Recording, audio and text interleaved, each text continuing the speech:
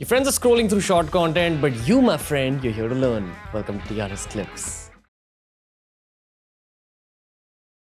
On a very human level, why have you come back here? Why have I come back Why here? has Balaji come back here?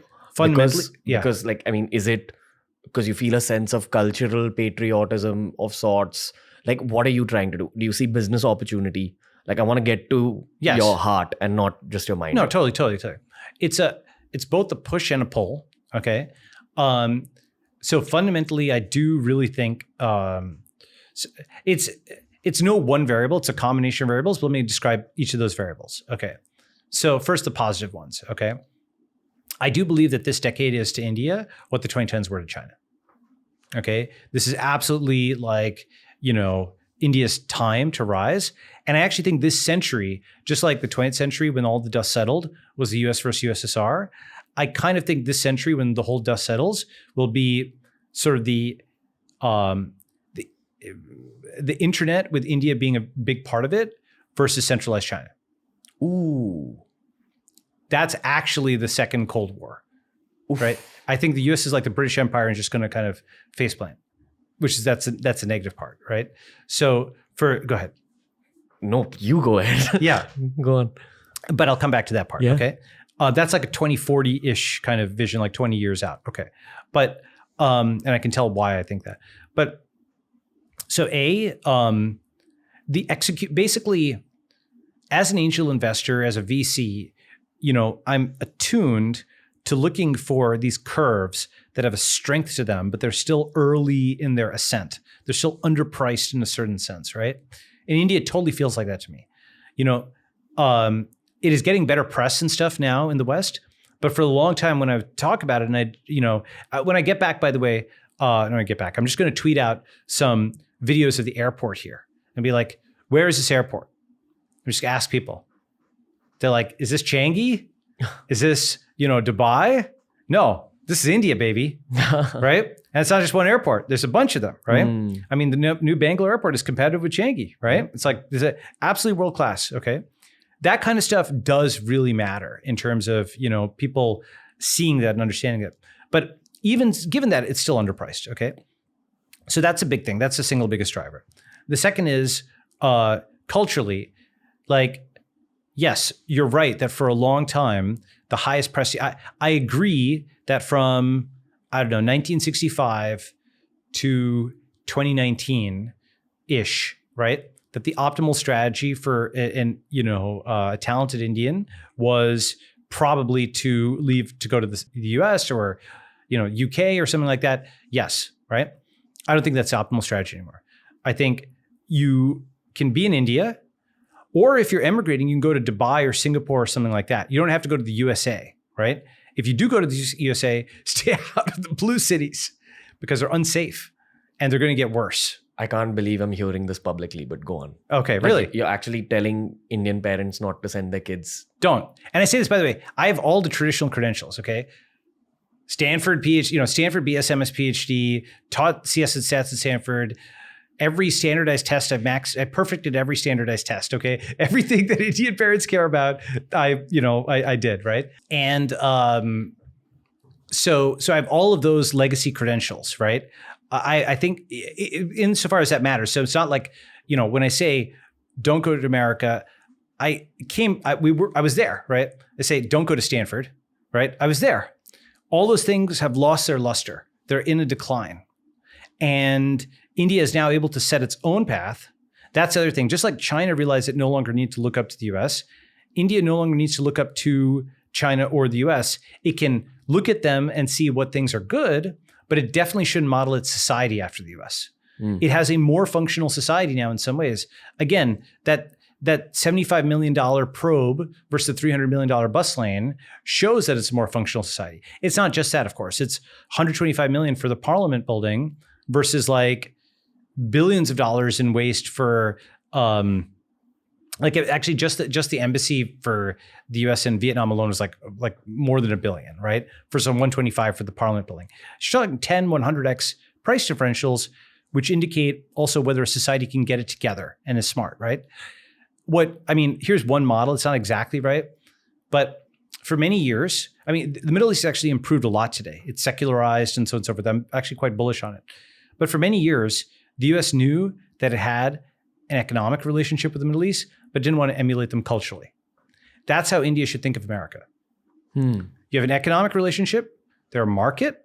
You don't bother them. You need to understand it, but you don't want to trek that culture back home. Okay.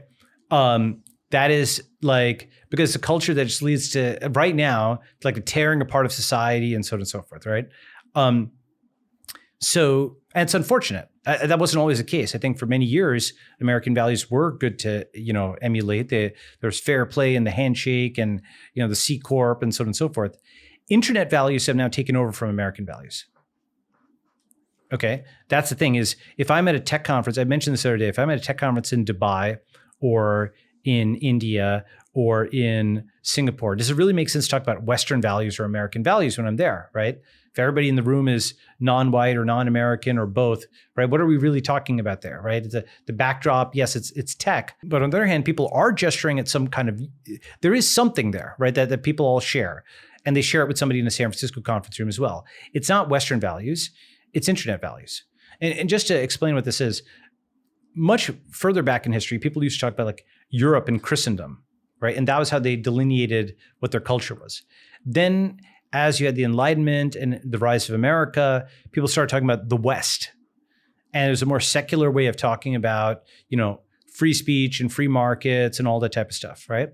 But now today in America, the Democrats run tons of articles talking about how, New York Times had an article, free speech is killing us. Okay, so the left is turned on free speech and the right is against free markets because they're not winning the trade war. So what are Western values then, right? It's not free speech, it's not free markets. Those are being rejected. It's not like, a firm handshake and rule of law. Like those are both being rejected on both sides, right? In many ways, I can go example for example. It's hard. You might not even have 50% of the USA saying they agree with Western values because many people have been through colleges where they have deconstructed Western civilization and said it's all stale, white male, pales, whatever. Okay, right? So what do you have left? What you have is internet values.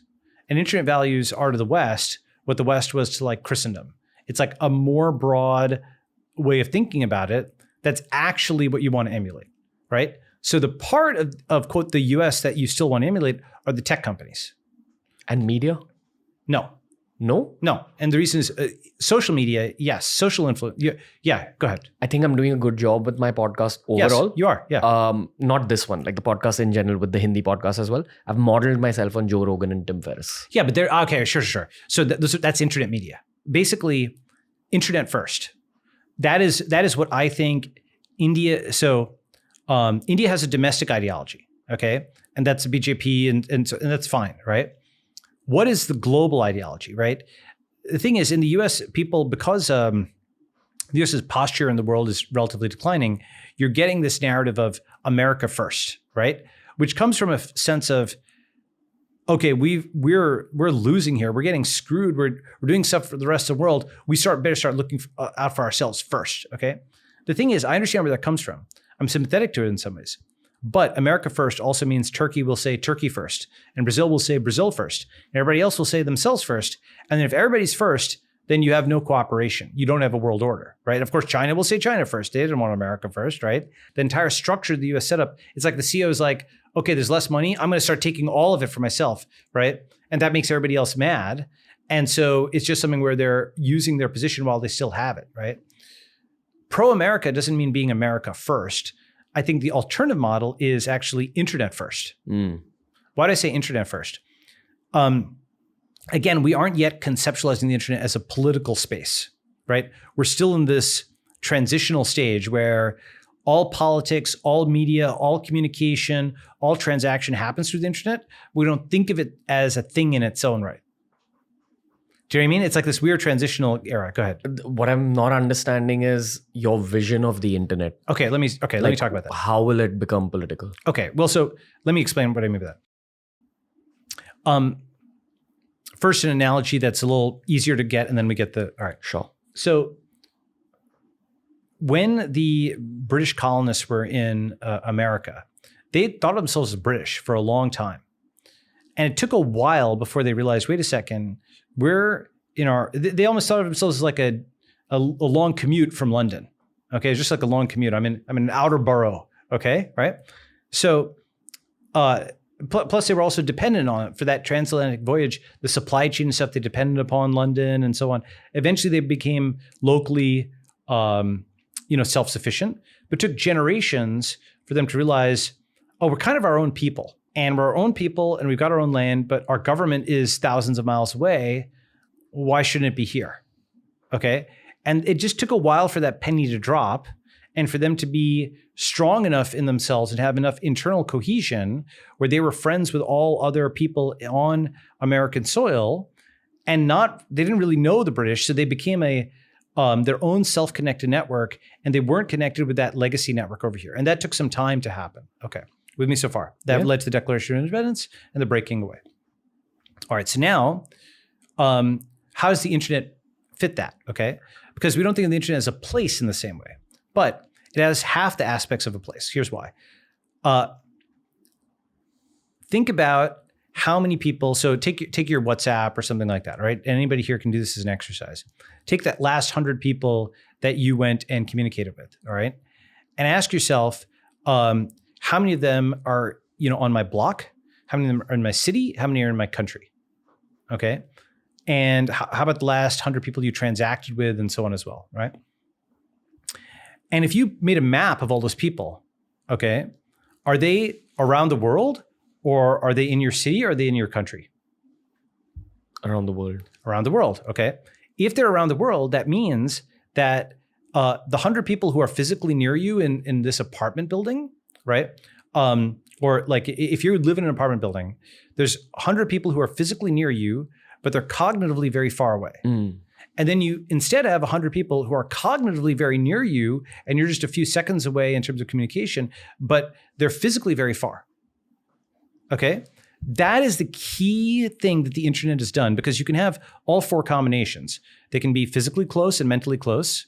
They can be physically close and mentally far, like the guy in the apartment, a few feet away that we don't even know, okay?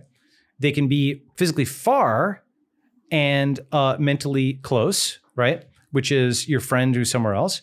And then they can be, I forgot the last one, physically far and mentally far, just somebody far away you never met, okay? It's the off diagonals that really matter, because the entire nation state concept, where you have a map of the world and it's cut into little rectangles, that's based on the idea that people who are near each other physically are near each other mentally. When that is not true, that's not actually how you want to do political organization. Gotcha. Because basically the assumption is if you're near each other physically, you share the same culture. When that's not true, then you get conflict, right? And you get reorganization and so on. Now, what China has done on this is they have said, okay, we want to reduce the internet's fragmenting and fracturing impact on our society. Therefore, we're blocking foreign social media. We're setting up the Great Firewall. We're making sure that Chinese can't make friends with people way abroad. So when you take that question that I said and you apply it to China, they will have some people that they're going to be communicating with abroad, but they're their own Galapagos Islands where they can basically only communicate with other Chinese people. So it's at least within Greater China, right? For the most part. WeChat is kind of an internal Chinese thing. So they're keeping their cloud and their land correlated, okay? Mm. So China is focused on keeping like a centralized kind of state. In the US, what you have is you have people who live in the same apartment building, like a few feet away from each other, who have totally different media diets, totally different values. And how are they going to vote together to even paint a bus lane? They're not. This is the new democracy versus communism. Yeah. What it was in the last 100 years, this is going to be the new version of that. Yes. So I call it the network versus state. Gotcha. So one's physically near and mentally near, and one's physically near and mentally extremely far. Yeah. Well, right. Or basically, or it's physical is the state. It's like the in-person. And then digital and mental is the cloud. Gotcha. Right? Or the network. Go ahead. Is the best pathway a sort of combination of the two? Yes, I think so. Or we don't know the best pathway? Well, so I do think it'll have to be a combination of the two. Because if you run a country without having the skills of a software CEO, you won't run that country. Okay. You'll eventually lose control of that country because the network will metabolize. The network will dissolve your political and financial support. Like, you need to have those people in the cloud who can communicate among themselves, kind of lining up with what you're doing on the land. And if they're not, then you've got a problem. So if you enjoyed this video, make sure you check out this playlist for more videos just like this. It's the Artist Clips.